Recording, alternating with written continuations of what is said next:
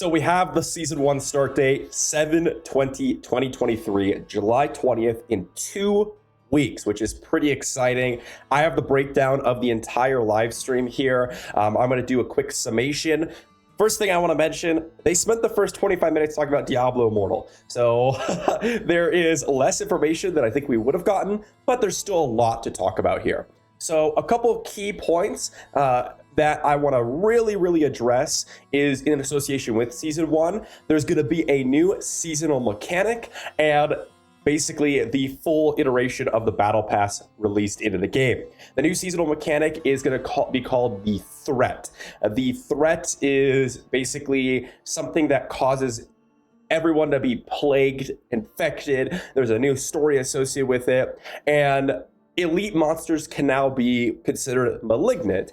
When elite monsters become malignant, you can kill them and they'll drop a heart, which will spawn another monster, a malignant monster. And if you kill that, then you get unlocked a caged heart item. This caged heart is basically like a new legendary power. You could sock it into your jewelry. There's going to be new builds, new combos with this. And most importantly, it has a unique color. There are 3 different types. One is like a universal socket, very rare. The other 2 need to be matched to the socket color, and you'll get better ones as you level up, and the earlier ones can be kind of salvaged for certain, I guess you could say, kind of keys into the malignant tunnels. The malignant tunnels are sort of a new dungeon. This new dungeon is a way to kind of target farm your caged hearts for your jewelry, so you can actually farm the specific seasonal bonus. There's also going to be new legendaries, new uniques for both the eternal and seasonal realm. All the previous things that I mentioned are only available for the seasonal realm, but there are going to be new legendaries and new uniques for the eternal realm as well, and on July 18th that's going to come into play. They also talked a lot about the Battle Pass. There's going to be a new Battle Pass, which we didn't get for the preseason. We're going to get favor from just doing stuff naturally. This favor is going to progress the Battle Pass. We also will get favor from doing the seasonal journey.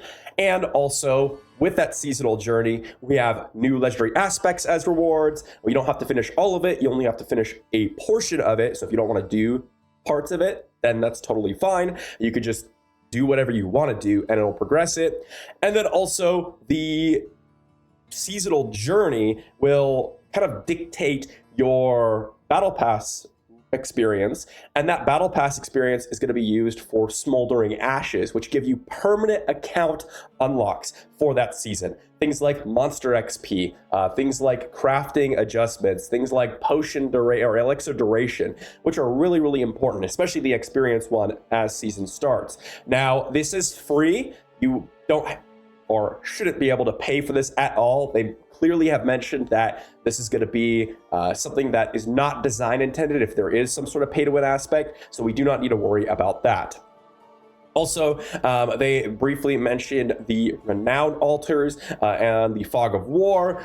You're going to be keeping that, but in order to unlock it for every other character and for the season, on July 18th, you must log in to your most progressed characters in order to unlock it. So on July 18th, that's when that's coming, which is honestly a little disappointing for me because it really discourages me from playing alts at the current moment.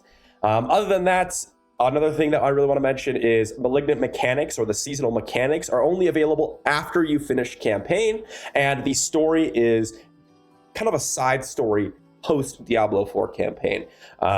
They also mentioned that they're going to be adding uniques to the Helltide drop table in a patch later today. There's going to be feedback being addressed in a patch later today, and there'll probably be another video for myself on the patch later today. So that's pretty much the summation of everything we got in a couple of minutes here.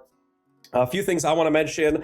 I really felt a little annoyed at some of the kind of casual conversation in the live stream. I didn't mind it for the campfire chat, but I think there are a lot of like memes going around in this chat, and I didn't like that too much. And also, I don't really like the fact that they just dropped 25 minutes of Diablo Immortal in my Diablo 4 dev stream. I don't like how they're comboing all the Diablo games together. I know that they're excited about it. The Diablo Immortal Blood Knight trailer looked cool, but no one here wants to play that. No one wants to, jump into the game. And so combining two separate audiences into the same live stream just kind of wasted my time a little bit. But it is what it is. Season 1 mechanics look pretty insane. They look fun, and I'm excited to jump in. But realistically, we'll have to see what the mechanics actually end up being and some of the builds that they change.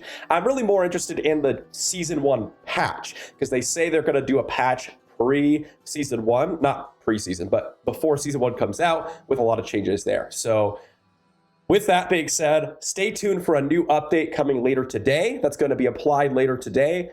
If you guys want to check that out, be sure to sub to the channel. Let me know what your thoughts are in the comments down below, and I'll see you all for the next one.